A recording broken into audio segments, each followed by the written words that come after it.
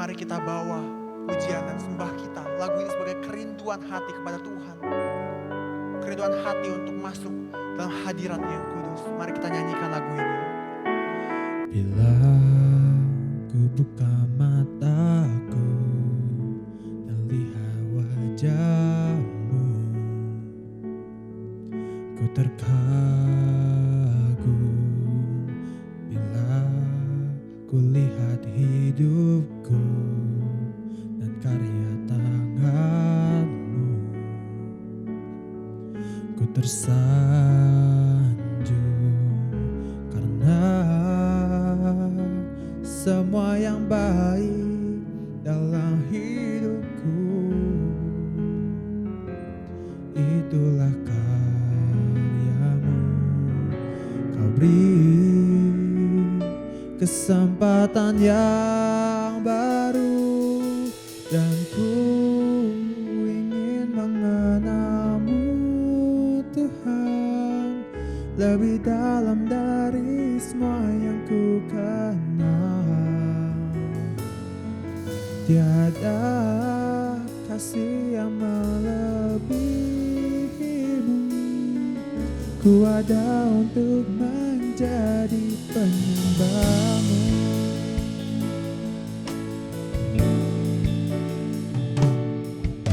Bila ku buka mataku dan lihat wajah-Mu,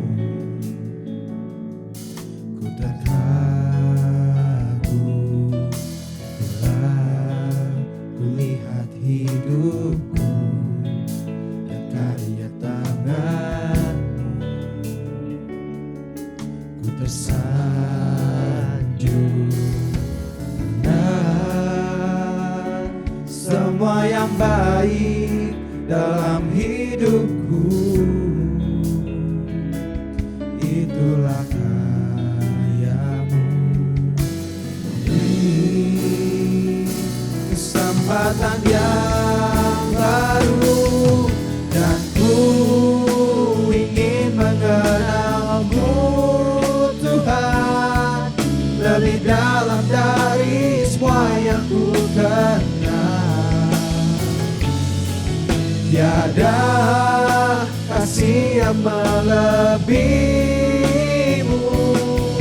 Ku ada untuk menjadi penyembah-Mu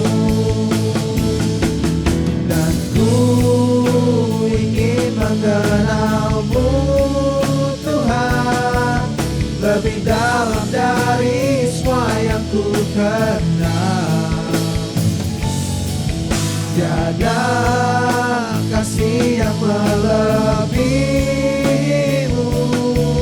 Ku ada untuk menjadi penyembah-Mu.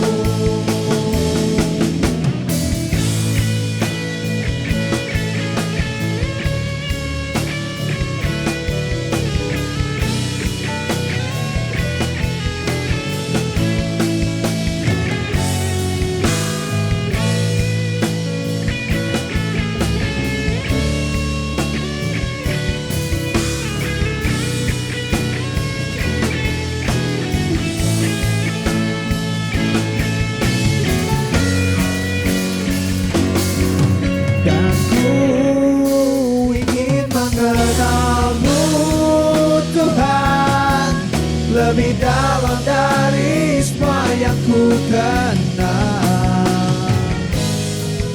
Tiada kasih yang melebihi-Mu. Ku ada untuk menjadi penyembah-Mu. Sebentar kita akan mengambil perjamuan kudus untuk memperingati pengorbanan Tuhan Yesus di kayu salib untuk menebus dosa kita. Teman-teman dipersilahkan untuk mempersiapkan perjamuan kudus. Perjamuan kudus ini diperuntukkan bagi orang-orang yang telah menerima Yesus sebagai Tuhan dan Juru Selamat secara pribadi. Mari kita mempersiapkan hati untuk mengambil perjamuan kudus ini dengan memohon ampun atas dosa-dosa kita dan melepaskan pengampunan bagi orang yang telah menyakiti hati kita.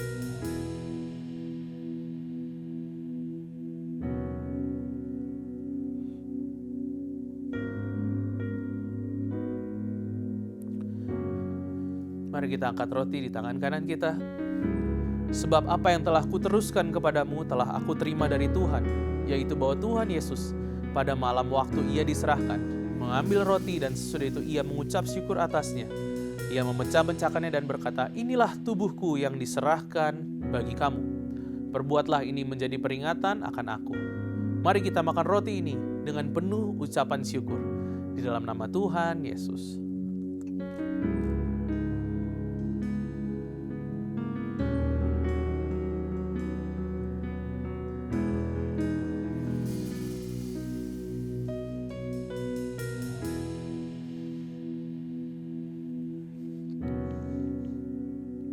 Mari kita siapkan cawan anggur di tangan kanan kita.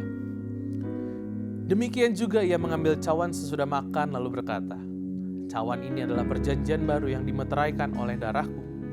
Perbuatlah ini setiap kali kamu meminumnya menjadi peringatan akan aku. Sebab setiap kali kamu makan roti ini dan minum cawan ini, kamu memberitakan kematian Tuhan sampai ia datang.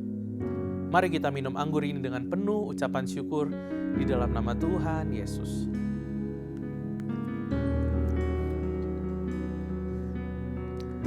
Mari kita berdoa. Tuhan Yesus, kami bersyukur atas pengorbanan-Mu di kayu salib. Kami bersyukur Tuhan, karya-Mu, penebusan-Mu di kayu salib membebaskan kami dari belenggu maut. Kami bersyukur Tuhan, kami punya Raja di atas segala raja yang memberikan kami masa depan yang penuh dengan pengharapan.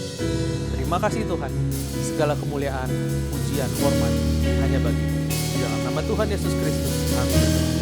Amin. Mari sama-sama kita naikkan pujian bagi Tuhan. Dan ku ingin mengenal-Mu Tuhan, lebih dalam dari semua yang ku kenal. Tiada kasih yang melebihi-Mu, ku ada untuk menjadi penyembah-Mu. Dan ku ingin mengenal-Mu Tuhan, lebih dalam dari semua yang ku kenal. Tiada kasih yang melebihi-Mu, ku ada untuk menjadi penyembah-Mu. Tinggikan Bapa, ku ada untuk menjadi, ku ada untuk menjadi, ku ada untuk menjadi penyembah-Mu.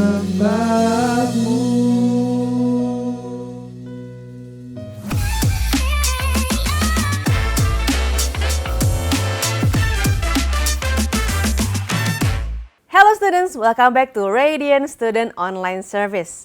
And welcome to February. Hari ini kita masuki bulan Februari yang katanya the month of love. Apakah benar? Sebelum kita dengar firman Tuhan, mari kita datang kepada Sang Kasih yang akan memberikan kita kasih yang sejati. Mari kita berdoa. Tuhan Yesus, kami bersyukur karena Engkau memimpin kami, membawa kami sampai hari ini. Dan kami tahu semua yang kami bisa dapatkan adalah karena anugerah Tuhan. Hari ini Tuhan ajar kami tentang kasih yang sejati, ajar kami tentang the real love, sehingga kami mampu untuk semakin hari semakin serupa dengan Kristus. Dalam nama Tuhan Yesus kami berdoa, amin. Teman-teman, siapa di antara kalian nih yang suka pelajaran biologi? Ada? Kelihatannya cukup banyak ya, ada yang suka biologi, ada juga yang mungkin lebih suka bahasa atau matematika. Tapi dalam pelajaran biologi, ada satu pelajaran yang pernah kita pelajari yaitu rantai makanan. Pasti tahu ya rantai makanan itu kayak apa. Mulai dari ada produsen, yaitu tumbuhan-tumbuhan hijau yang dimakan oleh konsumen. Lalu ada konsumen tingkat 1, lalu tingkat 2. Yang tingkat 1 dimakan oleh tingkat 2, benar ya? Lalu konsumen tingkat 3 dan sampai ada konsumen puncak. Kira-kira kita manusia tingkat berapa ya teman-teman? Nah, kalau kita lihat dari rantai makanan di alam semesta ini, kita belajar bahwa alam ini ada gara-gara ada yang memberi. Sehingga semua aspek yang ada dalam alam ini terus berlangsung dan bisa ada sampai hari ini. Coba kalau misalnya tanaman hijau menolak waktu dimakan, dia bilang gak mau, jangan makan saya, pokoknya saya harus terus hidup selama-lamanya. Maka perputaran rantai makanan akan berhenti dan kita manusia pun akan punah. Kita nggak bakal ada sampai hari ini. Nah, teman-teman, di Alkitab pun dituliskan mengenai memberi yang membuat kekristenan itu ada sampai hari ini. Kita baca dikit, kita belajar dari Kisah Para Rasul 20 tentang jemaat di Efesus. Ayat yang ke-32 kita lihat sama-sama. Sekarang aku menyerahkan kamu kepada Allah dan kepada firman anugerahnya yang berkuasa membangun kamu dan menganugerahkan kepada kamu warisan yang ditentukan bagi semua orang yang telah dikuduskannya. Saat ini di ayat 332 ini Paulus mengatakan maksudnya Paulus mau menyerahkan kamu maksudnya jemaat di Efesus karena Paulus udah mau pergi. Dia mau pindah ke kota lain karena dia sudah spend time selama 2 tahun dan membangun jemaat di kota Efesus ini. Lalu ayat yang ke-33, perak atau emas atau pakaian tidak ada pernah aku ingini dari siapapun juga. Kamu sendiri tahu bahwa dengan tanganku sendiri aku telah bekerja untuk memenuhi keperluanku dan keperluan kawan-kawan seperjalananku. Dalam segala sesuatu telah kuberikan contoh kepada kamu bahwa dengan bekerja keras kita harus membantu orang-orang yang lemah dan harus mengingat perkataan Tuhan Yesus sebab ia sendiri telah mengatakan lebih berbahagia memberi daripada menerima. Hari ini kita mau belajar tentang memberi. Memberi itu kayak gimana? Ada begitu banyak definisi memberi, entah kata TikTok, entah kata YouTube, dan kata sosial media. Ada begitu banyak hal yang kita pikirkan, memberi seperti ini atau seperti itu. Tapi ternyata teman-teman, memberi adalah karakter Kristus. Karakter Tuhan kita yang sudah Dia tunjukkan lewat kasih-Nya. Dalam kasih pasti ada memberi. Gak mungkin ada orang yang bilang aku mengasihi kamu tapi dia tidak memberi. Pasti ada pemberiannya. Nah, kita mau belajar dari jemaat yang hidup di kota Efesus. Jemaat di kota Efesus awalnya cuma 12 orang loh. Dan setelah 2 tahun dibina oleh Paulus, mereka bertumbuh semakin banyak, semakin kuat. Dan dampaknya adalah seluruh benua Asia bisa mendengar firman Tuhan. Wow banget nggak? Dari 12 orang, satu benua mendengar firman Tuhan. So, don't despise the small beginning. Nah, setelah 2 tahun, Paulus akan meninggalkan Efesus. Pasti para teman-temannya Paulus di situ sedih dong ya. Pernah nggak sih kamu berpisah dengan teman SMP, mau lulus, mau pindah kota, pindah negara, atau teman SMA yang mau kuliah pindah negara, pernah sedih ya teman-teman ya. Kayaknya bikin farewell dulu deh, nangis-nangisan dulu deh, kasih kesan-kesan dulu. Nah sama, Paulus pun sedih, teman-temannya pun sedih dan dia memberikan pesan-pesan kepada orang-orang yang ada di Paulus itu. Selama 2 tahun, Paulus benar-benar memberikan segala yang bisa ia beri dengan sungguh-sungguh. Dia nggak pernah ambil keuntungan bagi dirinya sendiri. Dia menolong semua orang, terutama orang-orang yang lemah. Paulus menceritakan kepada para jemaat di Efesus bahwa hidup itu adalah tentang memberi. Lebih baik memberi daripada menerima. It is better to give than to receive. Nasihat Paulus yaitu lebih berbahagia memberi, dia pelajari dari Tuhan Yesus. Dan sikap Paulus itu selalu dia lakukan selama dia membangun jemaat di Efesus. Nasihat Paulus itu relevan banget teman-teman dengan kondisi kita di hari-hari sekarang, di mana sekarang kebanyakan orang bukan memberi ya, tapi justru pengen ngambil, pengen buat dirinya, dan sikap egois itu udah ada di mana-mana. Pengen yang paling dapat likes, pengen yang paling dapat banyak followers, pokoknya semuanya is all about me. Nah, ternyata memberi itu adalah karakter Allah dan gambaran tentang Tuhan. Kalau kita pengen tahu, emang Tuhan kayak apa? Ada satu bahasa yang universal yang bisa kita pelajari, bisa kita pahami, dan kita bisa jawab kepada orang-orang yang bertanya, emang Tuhan kayak apa? Semua usia, semua bangsa, semua bahasa pasti akan mengerti kalau dikatakan bahwa Allah adalah Sang Pemberi. Bahasa memberi. Nah, kepribadian Tuhan kita yang paling menonjol adalah Dia selalu memberi. Memberi di kayu salib, memberikan nyawanya, memberikan kasih-Nya, memberikan segalanya buat kita. Kalau kita pengen kenal Tuhan, mau nggak mau, kita harus belajar untuk memberi. Siapa di sini yang pernah nonton pertandingan sepak bola nih, yang katanya baru-baru ini, beberapa minggu yang lalu ada pertandingan Real Madrid lawan Barcelona. kayaknya ada yang kesel, aduh kok si ini kalah, harusnya ini yang menang dan lain sebagainya. Atau pernah nonton pertandingan basket yang lagi hits banget nih hari-hari ini. Waktu kita nonton pertandingan tersebut, kita hanya jadi penonton, kita hanya melihat dari jarak jauh, dari handphone, dari iPad, kita bukan jadi pemainnya, kita bukan ada dalam tim sepak bola itu atau tim basket itu. Kita nggak ikutan bertanding bersama-sama dengan Mbappe dan timnya ya. Nah teman-teman, kita cuma bisa ngasih komen-komen dari jarak jauh. Kita nggak bawa pengaruh pada tim yang sedang bertanding. Sama juga dengan pengalaman kita bersama dengan Tuhan. Kalau kita pengen kenal Tuhan, kalau tadi, aduh aku pengen kenal deh sama Mbappe, katanya dia cukup disenengin nih ya. Siapa di sini yang fans yang Mbappe nih? Mungkin ada nih ya teman-teman yang, oh gue suka banget nih, gue nggak terima kalau klubnya dia kalah. Nah teman-teman, kamu cuma tahu dari jauh, tapi kamu nggak kenal. Nah kita kalau pengen kenal dengan Tuhan, sama kalau kamu pengen kenal Mbappe, harus bertemu dengan dia dan mungkin latihan bareng ya, atau mungkin makan bareng. Kalau kita pengen kenal Tuhan, kita bukan hanya jadi penonton.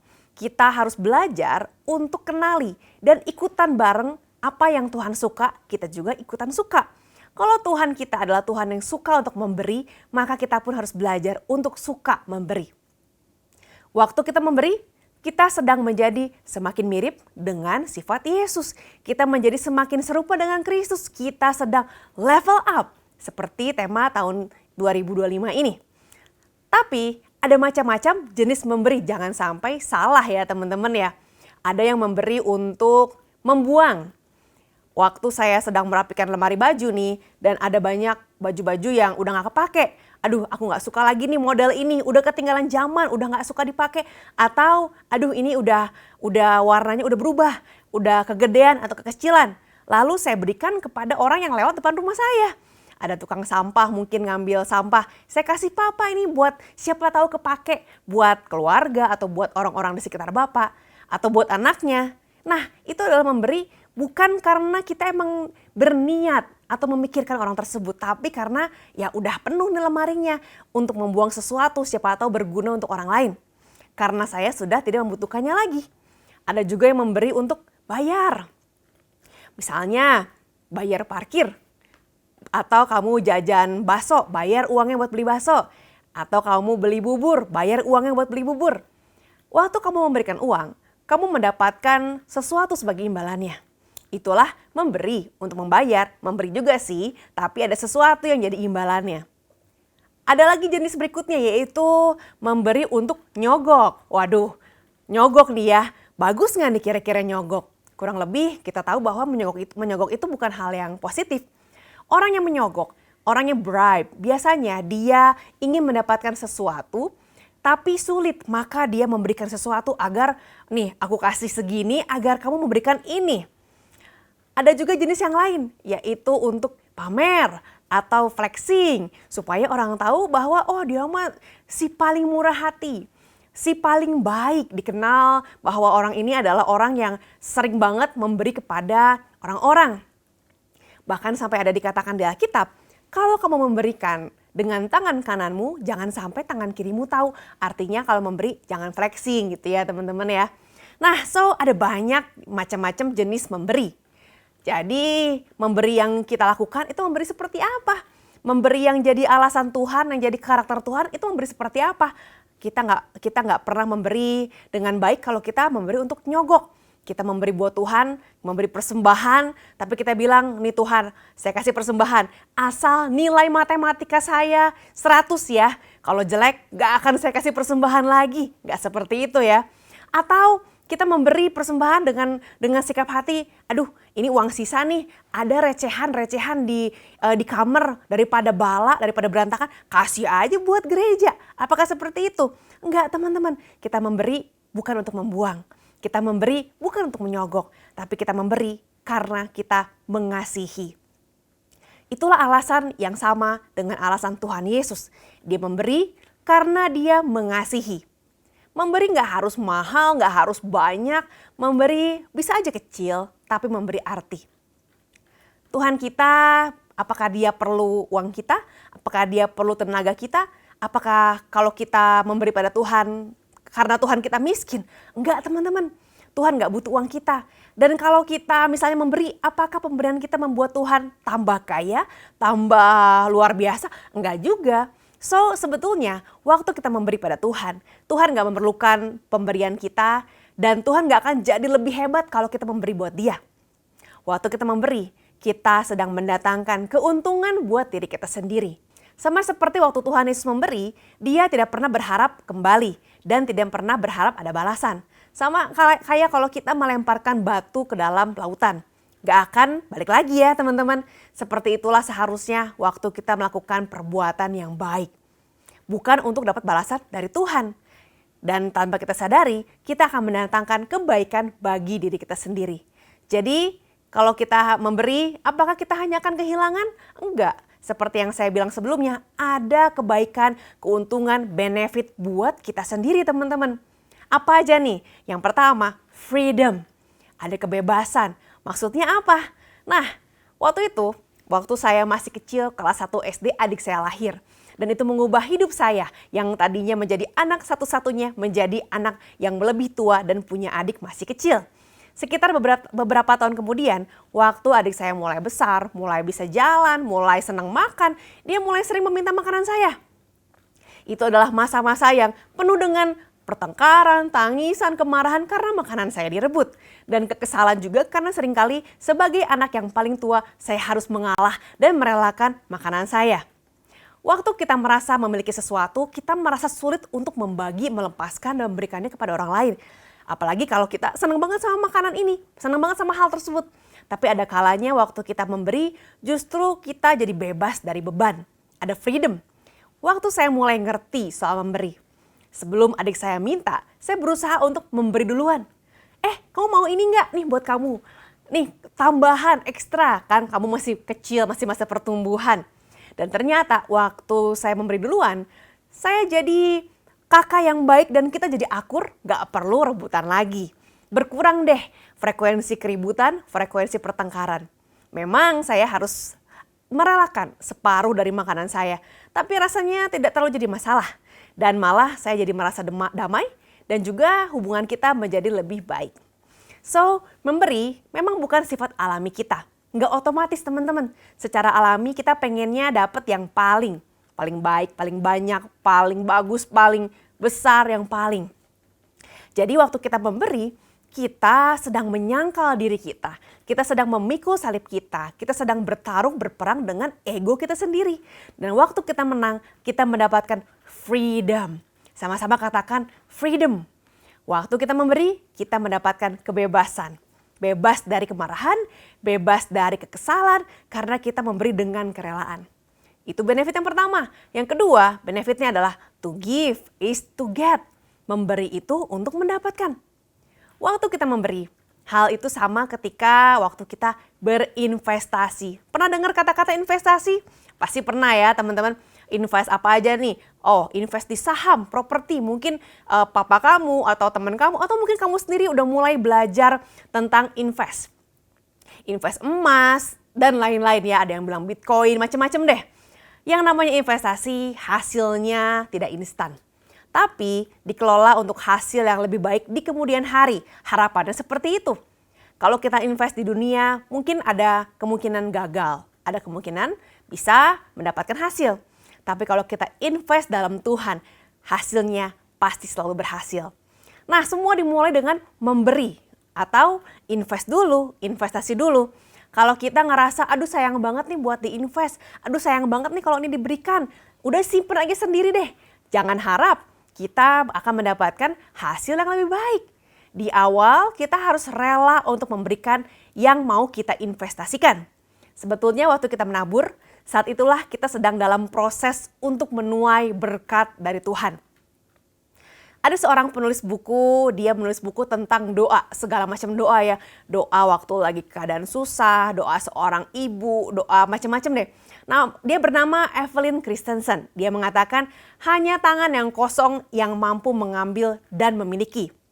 Kalau seandainya tangan saya kosong, saya bisa untuk menerima sesuatu. Saya bisa mengambil iPad saya dan kalau ada yang memberikan sesuatu, saya bisa mengambilnya. Tapi kalau tangan saya sedang menggenggam sesuatu, saya tidak akan bisa mengambil hal yang lain. Nah, Kalau kita ingin mendapatkan sesuatu yang besar dari Tuhan, kita harus belajar untuk melepaskan dulu hal yang kecil. Artinya belajarlah untuk memberi. Belajarlah untuk melepaskan apa yang kita anggap berharga sebagai manusia. Apa nih yang kita anggap berharga? Mungkin sebagai pelajar, hal yang kita anggap berharga adalah waktu untuk main game. Siapa di sini yang senang main game? Waduh, berharga banget nih buat main game ini. Aduh, ditunggu-tunggu. Cuman boleh main game kalau weekend sama mama. Maukah kamu memberikan setengah aja dari waktu main game itu untuk Tuhan? Dengan cara memakai waktu itu untuk membaca firman Tuhan, untuk berdoa, untuk menulis jurnal, mencatat apa yang Tuhan sampaikan buat kamu. Atau memakai waktu kamu untuk waktu liburan, waktu kamu untuk pergi main, untuk pelayanan, untuk datang cell group, untuk ngobrol tentang Tuhan. Kalau buat kamu, misalnya, wah, uang jajan itu harus dipakai sampai habis. Karena uang ini berharga untuk saya dan saya mau pakai ini untuk keuntungan saya. Beli makan, beli mungkin buat yang cewek-cewek ya, beli make up atau beli yang lucu-lucu. Nah, maukah kamu belajar memberikan 1/10 dari uang jajanmu untuk Tuhan? Belajar perpuluhan dari sejak sekarang. Atau berikan untuk persembahan di hari Minggu di saat kita ibadah. Atau dari uang angpau nih, waktu kamu mungkin ada yang merayakan Imlek, Kyonghi nih sama om, tante dan dapat angpau. Berikan 1/10-nya kepada Tuhan. Waktu kamu ulang tahun dapat hadiah mungkin, berikan 1/10-nya kepada Tuhan. Kata siapa sebagai pelajar kita nggak perlu perpuluhan atau nggak bisa? Bisa. Dari sejak sekarang latihlah imanmu, latihlah kebiasaanmu untuk memberi perpuluhan seberapapun jumlahnya. Ada satu quotes yang disampaikan oleh Saint Franciscus dari Assisi. Dia mengatakan, "For it is in giving that we receive." Saat kita memberi, kita menerima.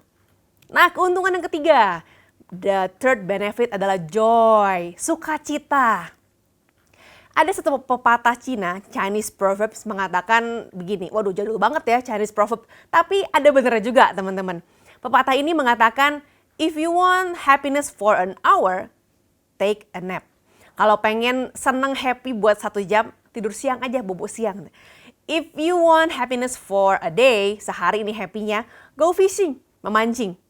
If you want happiness for a week, go for holiday. Kalau pengen happy-nya seminggu, liburan aja. If you want happiness for a year, pengen setahun nih happy-nya, get an inheritance. Dapatkan warisan yang banyak katanya.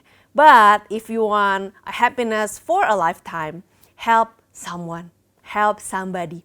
Kalau kamu mau sukacita dalam jangka waktu yang panjang, tolonglah orang lain. Pepatah ini menyampaikan bahwa semua hal yang kita lakukan buat diri kita sendiri, kayak tadi mancing lah, tidur siang, dapat warisan, semua itu hanya akan menyenangkan sebentar aja, ada jangka waktunya. Tapi kalau kita menolong orang lain, membantu orang lain, kita akan merasakan sukacita yang tidak terbatas. Pada tahun 2010, ada lomba maraton Chiang Kai. Lomba maraton ini diadakan untuk para atlet di negara Cina. Dan kompetisi ini adalah kompetisi lari sepanjang 40 km. Ada satu atlet dari Kenya yang bernama Jacqueline Kiplimo. Dia diundang untuk ikut dalam kompetisi Chiang Kai ini untuk bertanding. Dia adalah atlet lari yang udah dapat dipastikan pasti menang deh. Karena dia udah menang di mana-mana. Dia adalah guest lah, tamu untuk pelari di kompetisi ini. Dia adalah salah satu atlet terbaik. Waktu dia berlari, udah pasti dia menang. Nah, dia masuk di kilometer ke-10 dan dia melihat ada satu atlet Cina yang cacat. Kedua tangan dari atlet ini baru saja diamputasi. Dan atlet ini kesulitan untuk minum. Karena dia harus memegang botol, buka tutupnya susah, dan dia sangat kesulitan. Lalu Jacqueline ini, dia berhenti dan menolong atlet dari Cina tersebut dari kilometer ke-10 sampai kilometer ke-38. Jacqueline terus bersama-sama beriringan memegang botol untuk atlet ini, membantu dia buat minum sampai di kilometer ke-38 dan atlet tersebut sudah bisa jalan sendiri. Dia pergi meninggalkan atlet ini dan dia akhirnya mendapatkan posisi yang kedua. Bagi Jacqueline ini adalah sebuah kehilangan. Ini adalah sebuah loss. Karena harusnya dia dapat juara 1. Dia kehilangan hadiah yang besar, $10.000. Dia kehilangan juara utama. Tapi bagi Jacqueline Kiplimo, menolong orang lain lebih penting dan lebih berharga daripada memenangkan pertandingan. Dia bilang waktu ditanya, kok kamu mau sih nolong atlet yang sebetulnya adalah kompetitor kamu. Sebetulnya dia adalah lawan kamu, kenapa kamu tolong? Dia bilang kalau menang, saya bisa menang kapan aja. Saya bisa menang lagi nanti. Tapi kalau menolong, itu mendatangkan sebuah sukacita yang tidak terbatas. Teman-teman, bagaimana hari ini pandanganmu sebagai pelajar tentang memberi? Tentang true giving mentality. Apakah kamu pikir memberi itu sebuah kehilangan, sebuah loss, atau kamu mau mulai belajar tentang memberi itu adalah satu cara untuk mendapatkan freedom, mendapatkan sesuatu yang dari Tuhan, dan satu cara untuk mendapatkan sukacita yang sejati. Tuhan gak pernah meminta buat kita berhenti berjuang, tapi Tuhan minta agar kita terus berjuang untuk memberi, karena dalam memberi kita menerima. Mari para pelajar, dari sejak muda, dari sejak kamu SMP, SMA, belajar untuk memberi. Kalau saat orang-orang mengatakan, jangan buat kamu aja, jangan keep it for yourself. Di saat orang-orang mengatakan, peliharalah dirimu. Tapi Tuhan mengatakan, lebih baik memberi daripada menerima. Mari kita berdoa. Tuhan Yesus, kami bersyukur karena pribadimu adalah pribadi yang penuh kasih dan kasih itu memberi. Ajar kami untuk memberi dengan sikap hati yang benar, dengan dasar yang benar, bukan dengan alasan-alasan yang seperti apa kata dunia, tetapi seperti apa kata Tuhan. Kami tahu Tuhan ketika kami memberi, kami sedang mendatangkan kebaikan, benefit bagi diri kami sendiri dan sedang membawa hidup kami, membawa karakter kami semakin serupa dengan Kristus. Kami mau serahkan hidup kami dalam tangan Tuhan. Kami mau jadikan Engkau Raja dalam hidup kami. Jadilah Tuhan, jadilah yang utama dalam kehidupan kami. Dan biar Tuhan membawa kami untuk mengalami kebebasan dalam hidup kami karena kami belajar untuk memberi. Dan saat ini jemaat Allah, angkatlah tanganmu biar ada hati yang rela untuk memberi, hati yang rela untuk dengan sukacita mendapatkan sesuatu dari Tuhan dengan memberikan sesuatu bagi sesama. Hari ini biar berkat Allah dicurahkan dalam hidupmu dan mulailah memberi dengan sikap hati yang seperti sikap hati Tuhan. Terimalah berkat Allah dalam nama Bapa, Putra dan Roh Kudus, dan semua yang sudah menerima berkat Allah sama-sama kita katakan amin. Kalau teman-teman perlu untuk didoakan, kamu bisa scan QR code di bawah ini. Ada pendoa yang siap untuk mendoakan kalian. So, happy weekend, God bless you.